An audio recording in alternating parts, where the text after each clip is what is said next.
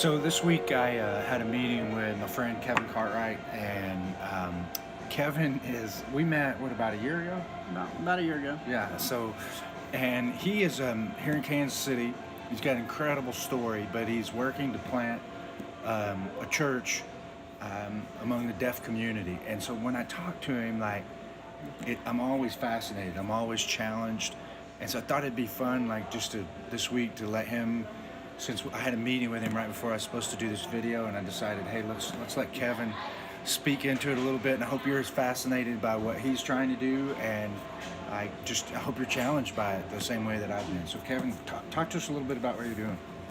Sure. Like Jimmy mentioned, my wife Jessica and I are church planners. We're looking to plant a deaf church here in the Olathe, Kansas City area. We live in Olathe and we're starting in our home. That's why we say Olathe. But really, our vision and our goal would be to see groups of deaf people meeting all throughout the city. There are approximately 5 churches that have deaf ministries or deaf groups meeting within them now in the Kansas City area. We're working to encourage them and to start new ones. So saying that we're church planners kind of brings to mind the North American context. But really, we see ourselves more as missionaries. Deaf people represent a linguistic minority, their own people group, their own culture, their own language. And so that's a perspective that I don't believe everyone understands about deaf people and how they view themselves. So we're really approaching our work like missionaries. My family lived in West Africa before. We were missionaries there. The work we're doing now is not all that different from what we did then. So I've spent some time learning language. On the front end, you have to do that. It's very important to reaching them and still learning. We'll probably still be learning for the next 10 years. But we're starting in our home and looking to grow that and hopefully develop a core group to become a church plant. But right now, we're just in the beginning stages of all that. So keep us in your prayers. Talk to us a little bit, Kevin, about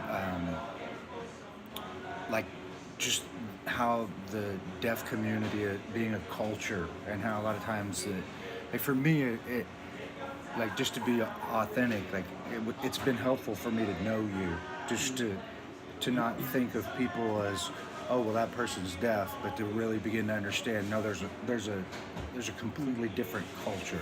Talk a little bit about that. Sure.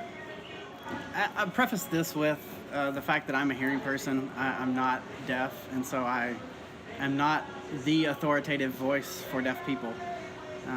That being said, I have studied it, and I know enough to say that the deaf community is a broad spectrum. I can't lump them all into one category. But as far as being considered a culture, I would definitely... I forgot your question exactly. Yeah, no, just talk a lot of things came to mind as you were saying that. Talk about how they're tight-knit and there's a culture, and just even how tight it is. It's not just you were talking about, it's not it's not a condition. That when you think about the deaf, it's not a condition, it's a community. That brings up a good point. You said it's not a condition, it's a community. There are basically 2 perspectives on deafness. One is a medical, pathological perspective that focuses on what they can't do. The other one is the cultural perspective that focuses on what is unique to them, their language, their culture, that sort of thing. I can give you some examples of deaf culture. It's a little bit blurry because they're Americans.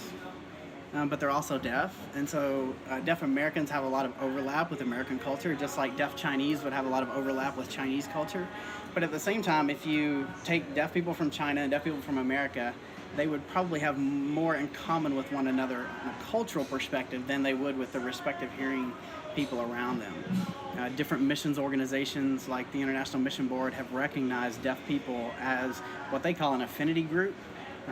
So recognizing that deaf people from around the world have a lot in common with each other, and the strategy to reach them is going to be the same no matter where you are. That brings up a good point. Yeah. What about I get the sensitivity that you don't speak for the deaf community, but I don't interact with deaf people. I don't have any that live like around me or anything that I know of. And so, what would if I were in that community and I were living in that community and building relationships as you are, what would a deaf person say to me as a hearing person that's pretty common for hearing people to do that they really don't appreciate?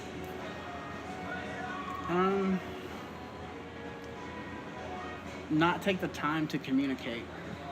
Really? Yeah. Writing back and forth can be a great way to communicate, especially in short interactions like at a coffee shop where we are now, or places like that. The deer in the headlights look when someone realizes you're deaf is really frustrating. Yeah.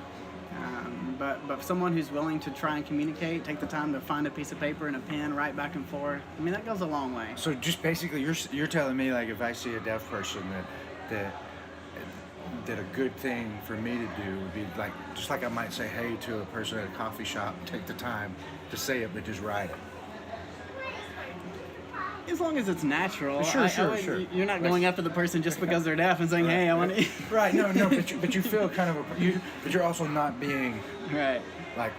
Like you said, you're not shying away. But if you have a business and a deaf person comes in to your place of business, or he comes into your church, taking the time to communicate back and forth and doing whatever it takes, whether that's typing on your computer, turning around, showing it to him, texting back and forth on your phone, or showing your phone back and forth, those types of things go a long way. That's good. I like that. It's challenging. What would you say?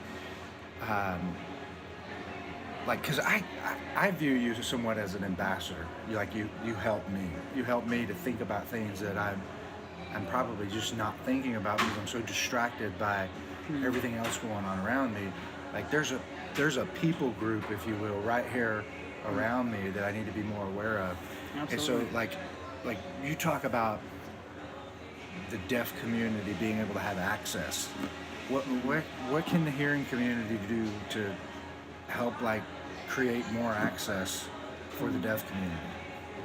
Like just simple things. What's something that would be easy for us to do that we probably are just totally ignoring? Communication, like I said, is one. Again, if you have a place of business, make sure the captions are on your TVs. I had a friend who told me a story one time about around 9/11 when it happened. She was out in public, and there were no captions on the TV, so she saw the buildings burning but didn't know what was going on. Wow. And it wasn't until later, her mom, she got back home, her mom was able to explain to her something like that. Yeah. Those types of things. We leave the captions on in our home all the time now, just so when people drop by, we don't have to fiddle through the menus and try to figure that out. I'm just used to reading captions on TV now. But that's a big question. It's a big question. And again, you said ambassador. Our goal is to be an ally for the deaf community. Yeah, As a I like hearing that. person, I want to be an ally. I don't want to disempower them in any way. So for me, it's a very delicate balance. I want to educate, I want to inform people, but I don't want to take that power away from them. Right. So, just for example, when I go into a restaurant with deaf people, I usually keep my voice off and I sign to the waiter and waitress. I haven't always done that, but through some experiences, I've started doing that, and I'll talk to my deaf friends about it. Sometimes they will ask me to order for them, but I don't ever want to assume that that's the case. Because the moment I speak, the waiter or the waitress will tend to depend on me from that moment on and not interact with the person who's right here. And I want them to interact with the person because they're a person of equal value. To me, it just blows my mind because I almost feel like a lot of what you're describing sounds so much to me like the intent from the hearing community is the intention is good, right? But it almost, as I hear you talk, it almost sounds like racism. It just sounds like you're looking at a person. There's a word called autism. Yeah. Really? Yeah, it's similar. Yeah, it's a word that's recently come into use in the deaf community. I shouldn't say recently. I don't know. It's been around for a little while. But, yeah. Well, man, I think what you're doing is awesome. I know, to be a missionary of any sorts is challenging. From my perspective, is just trying to reach people who can hear, which there's just tons of them around. I still have difficulty, like sometimes breaking into their community and reaching them, and so I can't imagine some of the challenges you face by being able to hear, breaking into a community that can't hear. That's like, I think it's awesome that you're doing that. I think it's awesome that that we met, and so I appreciate what you're doing, and it just reminds me of how important it is for us to take the gospel to the world. And that's everywhere, every person, and not to overlook anyone, and to realize that when you talk about the figures of the stats of how many deaf people are in the greater Kansas City area, and how few of them are active in the church, man, that's great work you're doing, man.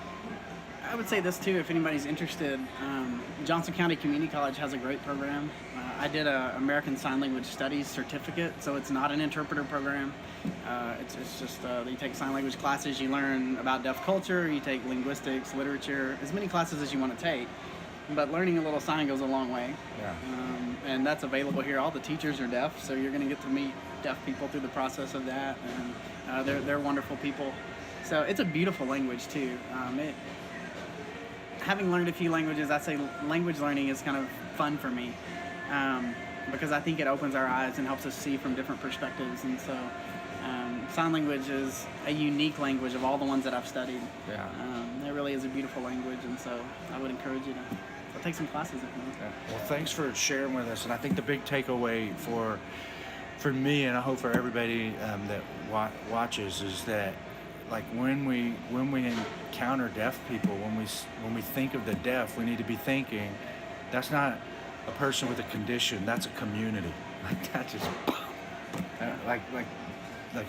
I need to think that way, and you help me think that way, so I appreciate you for that. Hope you guys have a great week. We'll see you next time.